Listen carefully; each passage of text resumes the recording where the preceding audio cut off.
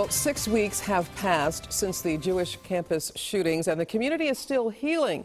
This weekend, organizers of the Kosher Festival are starting a new effort to eliminate the racial and ethnic hatred that led to the shootings. 3 people died when a gunman opened fire, killing 2 at the Jewish Community Center and 1 at Village Shalom.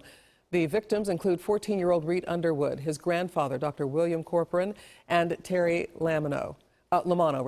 The shooting suspect had a long history of hating Jews, and organizers of the Kosher Festival are trying to replace that hate now with love and tolerance. And here to talk about that is Kelly Jackson, who's organizer of the Kosher Festival this weekend. So, Kelly, what's happening? Well, thank you, Cynthia. I'd like everyone to know that they can come out to Kosherfest, which is this Sunday, 11 to 5, and participate in a community art project in which we will be responding in a more positive way, I hope people find.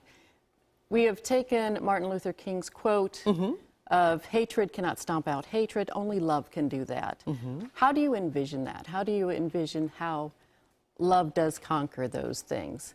And so what we have done, we've put the quote in big letters over our community art tent, and we hope people will reflect for a moment, is it possible that love can indeed conquer hope?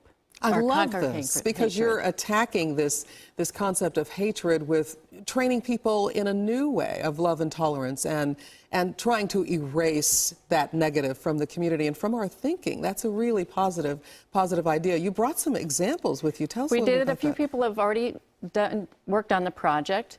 This piece was made by Sharon Lofspring, and she had just seen 12 Years a Slave. And so this really resonated with her. And this was her thinking of what does it look like when we begin to love one another. The message so clear here of eliminating the divide and trying to come together in unity. That's very good. Okay, and then the next one?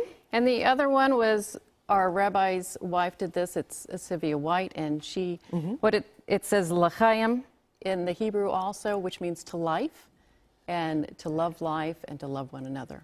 Those are some beautiful, beautiful thoughts here. So basically, when someone comes to the tent, they're going to get a blank sheet of one of these. Right, they'll have a blank sheet. And they can totally, from their thoughts, try to come up with their expression of avoiding and eliminating hatred and going for love and tolerance. Yes, Barb Jacobs, our artist, will be there to help them do that.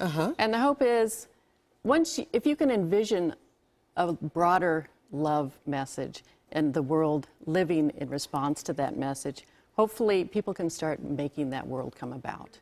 So I love it. That sounds so great. So tell us when and where all of this is happening. Sunday, June 1st, 11 a.m. to 5 p.m. at Congregation Ohev Shalom from 11 a.m. to 5 p.m.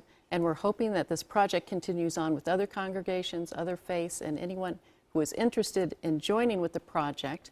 The end result would be to connect all of these pieces and then to show them at various congregations and places that were affected by the hatred. So that's just amazing. So these will all be put together in one giant thing, and you'll get samples not just from this Kosher Festival, but from different groups around the city, different churches and different faith groups. Yes, people have already responded, and they're very excited about joining with the project. Oh, that sounds so great. And then plus the Kosher Fest is just going to be great fun. Great fun, lots of good food, children's activities. We hope everybody comes out. Oh, sounds so good. Thanks so much for being here. Thank you, Cynthia. Appreciate it.